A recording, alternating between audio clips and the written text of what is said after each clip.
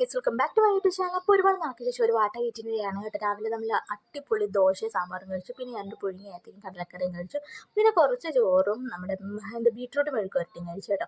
വൈകിട്ട് നമ്മുടെ അനിയത്തി പഠിപ്പിക്കുന്ന രണ്ട് കുട്ടികൾക്ക് നോയമ്പായിരുന്നു. അപ്പോൾ അവരുടെ കൂടെ നോയമ്പ് കഞ്ഞി സമൂസയും ഷേക്കും ഒക്കെ കഴിച്ചിട്ടുണ്ടായിരുന്നു. അപ്പോൾ അത് കഴിച്ചു. പിന്നെ സ്പെഷ്യലായിട്ട് ഇന്ന് ബ്രോസ്റ്റഡ് വാങ്ങിച്ചിട്ടുണ്ടായിരുന്നു. അപ്പോൾ അതൊന്ന് ടേസ്റ്റ് ചെയ്ത് ഒരു പീസേ കഴിച്ചുള്ളൂ കേട്ടോ, പനി ആയതുകൊണ്ട്. പിന്നെ നമ്മൾ കുറച്ച് ചോറ് കൂടി കഴിച്ചു നോക്കിയിട്ട് ഉച്ചയ്ക്കത്തെ സെയിം കാര്യം തന്നെ. പിന്നെ പനി ആയതുകൊണ്ട് അമ്മ ഒരു ഗ്ലാസ് ചായയും കൂടി ഇട്ട് തന്നു കേട്ടോ.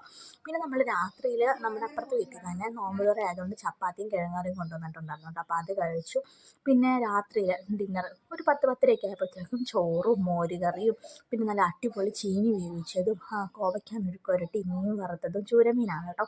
മീൻ വറുത്തയും മീൻ കറിയും കൂട്ടി നല്ല അടിപൊളിയായിട്ടൊരു ഊണ് കഴിച്ചു കേട്ടോ.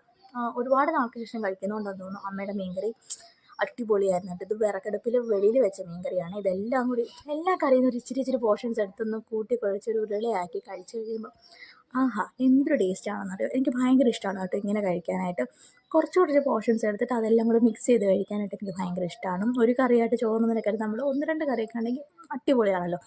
അപ്പോൾ നിങ്ങൾ എൻ്റെ ചാനൽ ആദ്യമായിട്ടാണ് കാണുന്നതെങ്കിൽ എൻ്റെ ചാനൽ ഒന്ന് സബ്സ്ക്രൈബ് ചെയ്യണം കേട്ടോ ഗൈസ്. അപ്പോൾ ഇത്രയൊക്കെയുള്ള ഗൈസ്, പുതിയൊരു വീഡിയോ ഇട്ട് വരുന്നത്. Stay tune. ബൈ.